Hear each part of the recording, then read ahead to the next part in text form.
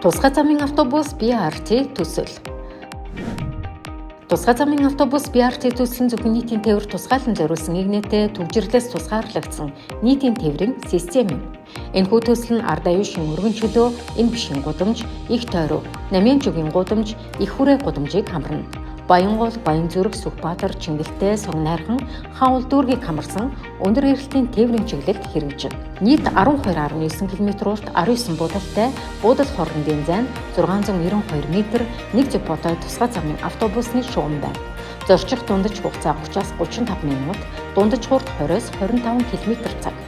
Төслийн техник эдийн засгийн үндэслэлийг Азийн хөгжлийн банкны техникийн тусалцааны хүрээнд боловсруулж, зам тээврийн яамыг дэргэдэх, шинжлэх ухааны технологийн зөвлөлийн авто тээврийн салбар хариуцсан дэд зөвлөлөөр хэлэлцүүлэн дэмжсэн. Байгаль орчин нийгмийн нөлөөллийн чиглэлийн шаардлагатай суурь судалгаа, үнэлгээний ажлыг хийсэн.